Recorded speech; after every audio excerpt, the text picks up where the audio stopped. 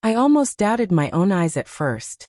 There was Mr. Whitman, the CEO of one of the city's most powerful corporations, standing in front of a crowded villa living room, smirking like he had just scored some clever victory, and in his hands my clothes.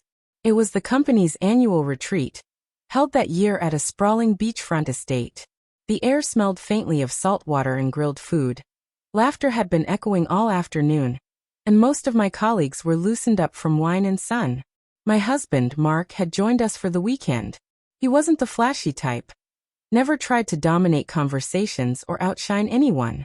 He was steady, grounded, content to let me take center stage in my career. Everyone who met him immediately sensed his warmth and humility. We had been in the middle of a silly team bonding exercise when Whitman decided to take things in his own direction. With a loud bark of laughter, he reached into my overnight bag, pulled out a pair of my jeans, and flung them at Mark as though it were part of the game. "Catch, Mark," he jeered, grinning broadly. "Maybe someday you'll be able to buy her jeans like these instead of letting her do all the earning." The words landed like stones in the silence that followed.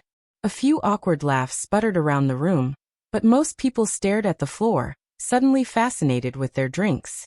My cheeks burned hot with humiliation and anger. This wasn't a drunken buddy making a tasteless joke at a pub. This was a CEO, our CEO, using my clothes, my success, and my marriage as the butt of his joke. I glanced at Mark, half dreading, half hoping for his reaction. Would he let it slide with that quiet politeness of his? Would he bristle and start an argument? For a moment his face was unreadable.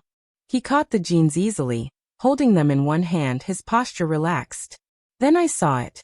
That faint, measured smile he reserved for moments when he was about to change the entire tone of a room. He stepped forward, voice steady but carrying the weight of command. "Thanks for the gesture," he said, holding the jeans loosely by his side. "But these aren't just pants. They represent years of my wife's hard work. Every late night, every ounce of effort she's put in to get where she is. She earned them, and everything else she has, the right way. If you think throwing them at me is going to make me feel small, you're mistaken. All it does is remind me how proud I am of her." The words struck harder than a shout ever could. A hush swept over the room. People shifted uncomfortably, but their eyes were fixed on Mark now, not on Whitman. Mark didn't stop there.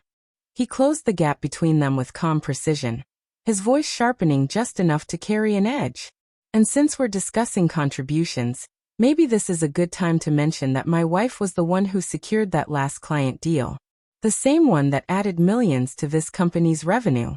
You couldn't have done it without her. Everyone here knows it." Whitman's grin faltered for the first time that evening. His bravado cracked and he muttered, "That's enough, Mark," trying to wave the moment away. But the room had already shifted. Mark turned from him to the others, his tone softening again, warm and inclusive. "We came here to relax and enjoy each other's company. But let's not forget, true success isn't just about titles or volume. It's about the people who keep working in the background. The ones who don't need to belittle others to feel important. They're the ones who keep this whole thing running." Several colleagues nodded. I even saw one or two smile, clearly relieved to hear someone finally voice what had long been whispered in hallways and break rooms. Whitman had been untouchable for years, but in that moment he was exposed, diminished by his own arrogance. Mark placed the jeans back on the chair where Whitman had found them, his movements deliberate, controlled. Then he looked at me, a quiet reassurance in his eyes, before casually walking toward the bar to order himself a drink. The room buzzed with a different kind of energy, soft approval, admiration, even respect. Whitman, red-faced and rattled, mumbled something about urgent emails and disappeared, leaving behind an atmosphere that felt strangely lighter. The rest of the evening passed smoothly, but the image of Mark standing his ground without raising his voice lingered with everyone. He wasn't just the supportive husband anymore.